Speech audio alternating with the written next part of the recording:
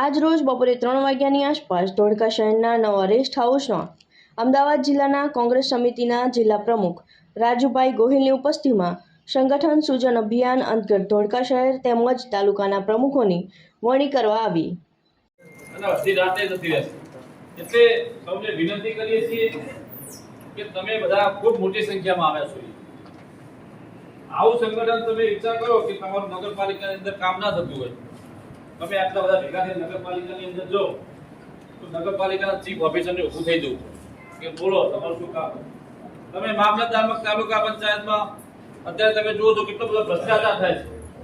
તમારે પોતાની વડીલો પાસેની જગ્યા હોય એમાં તમારે વારસાઈ કરાવવા જવું હોય, અત્યારે ખાલી નોંધ પડાવી હોય તોય મફત કોઈ કરી આપતા નથી. 5, 10, 25 હજાર રૂપિયા લે છે તમારી પાસે. અને પાછા આપણે બી ટેવાઈ ગયા કે વ્યવહાર તો આપવો જ પડે. શેના માટે વ્યવહાર આપવો પડે? આપણી પોતાની જમીન છે એમાં વારસાઈ કરાવવાનો આપણો હક છે અને સરકાર એને પગાર આપે છે મામલતદાર કે સબ રજિસ્ટ્રારને. એને મફત તો ત્યાં બેસાડ્યો નથી. પંચાયત આવશે, જેની ભલામણ આવશે એને રિપોર્ટ પ્રભારી કરશે અને જે કે પ્રભારી રિપોર્ટ કરશે એના ઉપર આધાર આપવા રહેવાનો.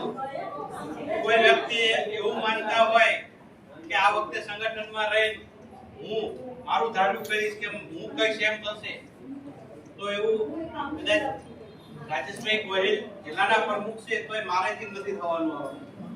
કારણ કે આ વખતે આખી સિસ્ટમ છે એ રાહુલજી જ્યારે ટ્રેનિંગ અમને આપી છે ત્યારે સ્પષ્ટ કીધું છે કે તમારે કામગીરી નિષ્ઠાપૂર્વક કરવાની.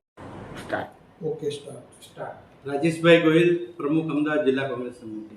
આજ રોજ રાહુલ ગાંધીજીના આદેશ અનુસાર સંગઠન સૂજન અભિયાન અંતર્ગત અમદાવાદ જિલ્લાના ધોળકા તાલુકામાં શહેર અને કોંગ્રેસ સમિતિના પ્રમુખ માટેની સેન્સ પ્રક્રિયા હાથ ધરવામાં આવેલ, જેમાં પ્રદેશ કોંગ્રેસ સમિતિ દ્વારા 2 નિરીક્ષકોની નિમણૂક કરવામાં આવી હતી. એક કાંતિભાઈ ખરાડી જે બેચરાજી જે અંબાજીના ધારાસભ્ય છે અને એક બેચરાજીના પૂર્વ ધારાસભ્ય ભરતજી ઠાકોર છે. એ બંનેને નિરીક્ષક તરીકે નિમણૂક કરવામાં આવેલ હતી.